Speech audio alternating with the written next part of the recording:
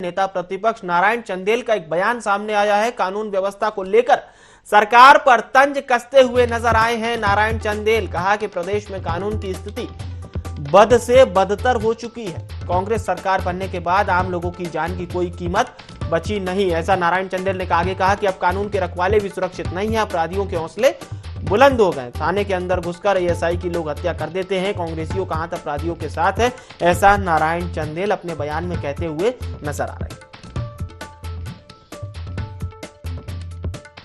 प्रदेश के कोरबा जिले के बांगो थाना में संदिग्ध परिस्थितियों में नरेंद्र सिंह परिहार, जो वहां एएसआई के रूप में पदस्थ थे, उनकी लाश थाने के अंदर प्राप्त हुई है। यह इस बात का जीवंत प्रमाण है कि छत्तीसगढ़ में किस प्रकार से कानून और व्यवस्था की स्थिति बद से बदतर है।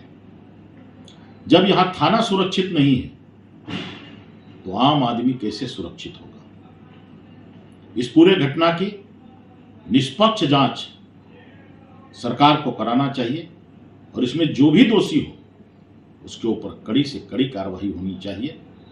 आज थाना वहां बंद हो गया है, लोगों में भय का माहौल है और पूरे प्रदेश में इस घटना को लेकर के आम नागरिकों में भय और आक्रोश का वातावरण है, जो शासन के लिए चुनौती है।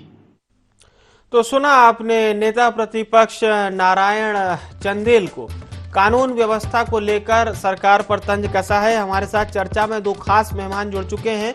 भारतीय जनता पार्टी से संजय श्रीवास्तव जी हमारे साथ जुड़ चुके हैं और कांग्रेस पार्टी से सत्यप्रकाश सिंह जी। आप दोनों मेहमानों का बहुत स्वागत है। चर्चा की शुरुआत सत्यप्रकाश जी आपसे, क्योंकि काउंटर आपकी सरकार पर, आपकी पार्टी पर हुआ है। नारायण चंदेल जी ये कह रहे हैं कि जो कुछ एएसआई के साथ हुआ वो एक उदाहरण है। ऐसा घटित इसलिए हो रहा है क्योंकि अपराधियों के हौसले बुलंद हैं, कानून के रखवाले सुरक्षित नहीं है। सरकार को सीधे तौर पर ब्लेम किया है। जी सत्यप्रकाश जी।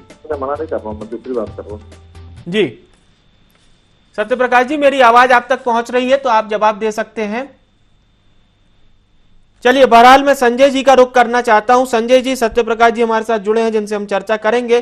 पर संजय जी, ऐसा क्यों लगता है आपकी पार्टी को कि पूरे प्रदेश की स्थिति ही ऐसी हो चली है? नारायण जी तो यही बयान दे रहे हैं।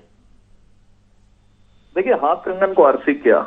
यदि इससे बड़ा विभत्स दृश्य क्या हो सकता है कि छत्तीसगढ़ में पुलिस प्रशासन का और पुलिस का एक आदमी को थाने के अंदर में उसकी मौत हो जाती है, मारा जाता है।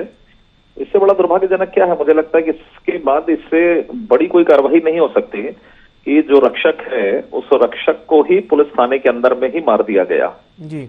इससे बड़ा दृश्य क्या हो सकता है? और वैसे भी आपको मालूम है कि प्रदेश के अंदर में लगातार लूट, हत्या, बलात्कार, सामूहिक बलात्कार, कोई एक ऐसा क्राइम नहीं है जो इस प्रदेश के अंदर में नहीं हो रहा है। कोई एक ऐसा ड्रग्स नहीं है जो यहाँ पर बिक नहीं रहा है। लोग नशे के उसमें हत्या कर रहे हैं, तमाम प्रकार की बातें हो रही है। चौबे कॉलोनी के अंदर में 2000 रुपए के लिए, उठाईगिरी के लिए, वसूली के लिए एक सीए के लड़के का मर्डर कर दिया जाता है। मर्डर के विभिन्न प्रकार के दृश्य पूरे प्रदेश में 4 साल से दिखाई दे रहे हैं। तो मुझे लगता है आखिर पुलिस प्रशासन क्या कर रहा है? कहीं ना कहीं संरक्षण है और उसके पीछे कारण पुलिस प्रशासन नहीं है, इसके पीछे राज्य शासन है। वसूली के आधार पर पोस्टिंग, हर 6 महीने के अंदर में ट्रांसफर, तबादला उद्योग पुलिस प्रशासन का हो गया है। देओ और पोस्टिंग पाओ। तो यदि आदमी इस तरह की चीजों करके पोस्टिंग प्राप्त करेगा तो वो अपनी ड्यूटी के प्रति ईमानदार नहीं रह सकता। और ये दृश्य पूरे प्रदेश के अंदर में चल रहा है। देश की आजादी के बाद कांग्रेस की सरकार के समय हमेशा ऐसा होता रहा है। मुझे लगता है दुर्भाग्यजनक है और गृह मंत्री जी को तो मुझे लगता है इस्तीफा दे देना चाहिए आज इस पूरे विषय को अपने हाथ में लेते हुए कि पुलिस का व्यक्ति की थाने के अंदर में उसका मर्डर हो गया। कारण क्या था, क्या नहीं था, वो जांच का विषय है। लेकिन इससे बड़ी कमजोरी क्या हो सकती है पुलिस की कि उसकी हत्या हो रही है? तो आम आदमी की रक्षा वो क्या करेंगे जब वो स्वयं अपनी जान नहीं बचा पा रहे हैं? तो आम आदमी की रक्षा क्या करेंगे?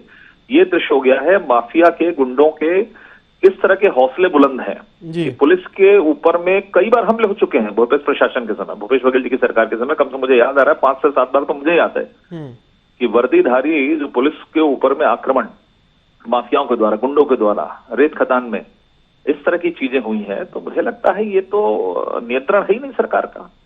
और केवल भ्रष्टाचार पैसे के कारण किसी का किसी पर कोई लगाम नहीं है। ये स्थिति है, ये दुर्भाग्य है, इस छत्तीसगढ़ का दुर्भाग्य है।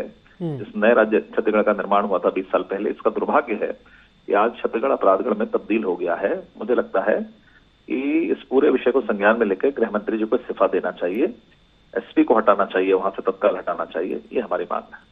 संजय जी, मैं एक और सवाल आपसे लूंगा, आप हमारे साथ बने रहिएगा। सत्य प्रकाश जी, आपने संजय जी को सुना, बीजेपी ये कह रही है कि लॉ एंड ऑर्डर जैसी कोई स्थिति नहीं है, थाने के अंदर घुसकर एएसआई की हत्या कर दी जाती है और इस तरह की चीजें इसलिए हो रही है क्योंकि सरकार की कसावट उन लोगों पर नहीं है जो माफिया तत्व के लोग हैं, जिनका खौफ समाज में बढ़ता चला जा रहा है। लब्बो लबाब तो यही है बीजेपी की बात का। बहरहाल आप जवाब दे सकते हैं सत्य प्रकाश जी। हाँ जी, मेरी आवाज आ रही है? जी बिल्कुल, बोलिए। हाँ, मैं ये बोल रहा हूँ, जो संजय श्रीवास्तव जी बोल रहे थे या इनके नेता प्रतिपक्ष अभी जो बयान दिए हैं, वो सुन के तो ये लग रहा है अपने 15 साल की बातें बता रहे हैं। देखिए, इनके समय में तो बालिका सुधार गृह भी सुरक्षित नहीं था। बालिका सुधार गृह में भी घटनाएं होती थी, मीना खालको की घटना हुई, सरकेंडा की घटना हुई, तो ये सारी घटनाएं तो अपने समय की याद क्यों नहीं कर रहे? 15 साल में इनकी सरकार ने क्या क्या घटनाएं की। देखिए विवेक जी, आपका भी इतना प्रतिष्ठित चैनल है, आपने 4.5 साल में कोई ऐसी बड़ी घटना अगर आपने टीवी चैनल पे दिखाई है तो 4-4.5 साल में नहीं दिखाई होगी, क्योंकि हो ही नहीं रही। और सबसे बड़ी बात मैं इनको संजय श्रीवास्तव जी को थोड़ा बता देना चाहता हूँ, एनसीआरबी की रिपोर्ट आई है, अभी जो नई रिपोर्ट है उसमें खुद ये आई है रिपोर्ट में कि छत्तीसगढ़ में पिछले जब से कांग्रेस सरकार आई है तब से 60% मतलब लॉ एंड ऑर्डर में सुधार हुआ है। तो ये क्या दिखा रहा है? एनसीआरबी डाटा तो खुद इनके मुंह पे तमाचा दे रहा है। अमित शाह जी का डिपार्टमेंट है, वो तो खुद ये दिखा रहा है कि भाई यहाँ पे लॉ एंड ऑर्डर पिछले समय से 60% मतलब सुधरी है। तो ये क्या दिखा रहा है कि हमारे लॉ एंड ऑर्डर ठीक है। और जहां तक ट्रांसफर पोस्टिंग बात कर रही है, आरएसएस और बीजेपी रमन सरकार थी, तब इन लोग 5-5 लाख रुपए ले लेके ट्रांसफर पोस्टिंग करते थे। संजय श्रीवास्तव जी क्यों नहीं इस पे आप बता रहे हैं? इनके लोग तो खुद पकड़ाए थे। और मैं सबसे बड़ी बात वो ये बोलना चाहूंगा, राजनीति से परे एक बात बोलना चाहूंगा कि जो घटना हुई है, देखिए उसकी हम निंदा करते हैं, उसकी जांच चल रही है, वो संदिग्ध हालत में उनकी बॉडी मिली है। सबसे बड़ी बात है कि पुलिस ने कुछ लोगों का गिरफ्तारी की है, उससे पूछताछ जारी है, तो जल्द ही जो भी इसमें अपराधी होंगे वो अरेस्ट होंगे। हमारी सरकार, हमारे मुख्यमंत्री बहुत संवेदनशील है, वो हर किसी की जान की परवाह करते हैं, हर किसी की जान की अहमियत समझते हैं। इनकी तरह नहीं है कि बालिकाओं को भी नहीं छोड़ते थे बालिका सुधार गृह में। हमारी सरकार वैसा नहीं करती है कि किसी की जान की कीमत नहीं है, हम सब किसी की जान की कीमत समझते हैं। इसीलिए तत्काल प्रभाव से उस पर जांच एकदम अतिशीघ्र चल रही है, बहुत तेजी से चल रही है, और आपको इसका नतीजा आज या कल में आपको दिख जाएगा कि लोग गिरफ्तार हो जाएंगे उसके अंदर। चलिए ठीक है, मैं एक जवाब संजय जी से जरूर लेना चाहूंगा। सत्य प्रकाश जी, लौटूंगा आपके पास। संजय जी, सत्य प्रकाश जी की तो प्रतिक्रिया यह है कि उस घटना पर मुख्यमंत्री भी संवेदनशील है और प्रशासनिक दृष्टि से जो कार्य हो रहा है उसके नतीजे भी कल शाम तक वो लगभग बता रहे हैं मिल जाएंगे। संजय जी, देखिए यही तो सबसे बड़ा दुर्भाग्य है। अभी सत्य प्रकाश जी कह रहे थे जिसकी जानकारी उनको है भी नहीं। मुझे लगता है बड़ा आश्चर्यजनक चीज है कि प्रदेश के अंदर में इतनी बड़ी घटना हो गई, उसके प्रति कहीं कोई संवेदनशीलता नहीं। एनसीआरबी और तमाम प्रकार की रिपोर्ट और 5 लाख और बीजेपी की सरकार के समय तमाम प्रकार के विषयों पर बातचीत कर रहे हैं। अरे थाने के अंदर में तो ये भी दावा कर रहे हैं संजय जी कि 4.5 साल में कुछ ऐसे बड़ी घटना नहीं हुई है प्रदेश स्तर पर। 3 घंटे चर्चा करने के लिए तैयार हूँ, टाइम फिक्स करिए आपसे अभी से आधा घंटा पहले। एक एक किस्सा बताऊंगा, एक एक किस्सा मेरे पास नोटेड है। सामूहिक बलात्कार मोहन मरकाम जी के क्षेत्र में। मोहन मरकाम जी को जरा पूछ ले सत्य प्रकाश जी फोन लगा के, सामूहिक दुष्कर्म हुआ कि नहीं। सबसे बड़ा अपराध का गढ़ है दुर्ग जिला, जहां से मुख्यमंत्री और गृह मंत्री आते हैं। परिवार लोगों की हत्याएं हुई, वहां पर बलात्कार हुए हैं। घटनाएं कितनी घटना मैं बताऊं इनको।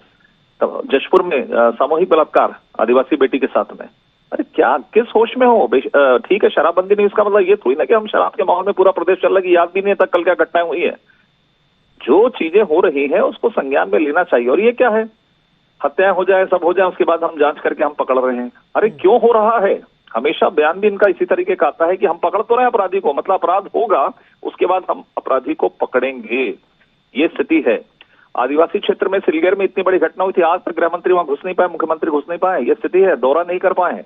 घटनाओं को ले लें, सत्य प्रकाश जी रखिए साथ में और एक समय फिक्स करिए, मैं और वो बैठ जाएंगे साथ में, घटनाओं को बता देते क्या किस तरह की घटनाएं हैं।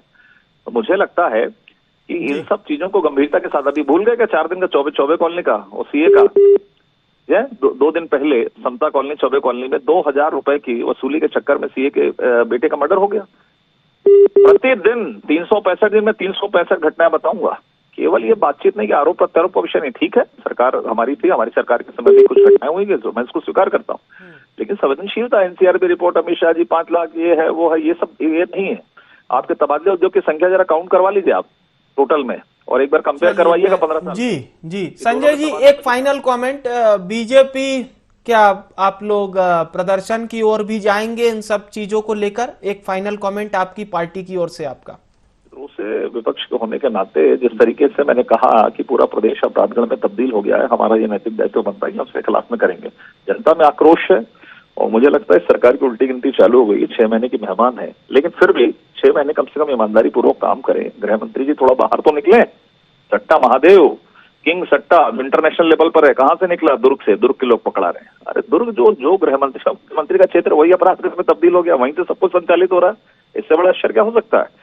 तो मुझे लगता है कि हम निश्चित रूप से इसके खिलाफ में इस घटना के खिलाफ में आंदोलन करेंगे और प्रदर्शन होगा, और वो जो परिवार पीड़ित है उस परिवार के प्रति निश्चित रूप से उनको उचित मुआवजा, तमाम प्रकार की चीजें हैं। लेकिन सबसे बड़ी चीज है कि इस तरह की चीजों पर रुकावट लगनी चाहिए। जब तक ड्रग्स, अफीम, गांजा, चरस के जो व्यापार छत्तीसगढ़ में हो रहा है कांग्रेस सरकार के संरक्षण में, शराबबंदी के नाम पर शराब बेचने वाले ये लोग जिस तरीके से पूरा नशे का व्यापार कर रहे हैं, इसके कारण ये घटनाएं हो रही है, इन सब चीज पर लगाम लगनी चाहिए।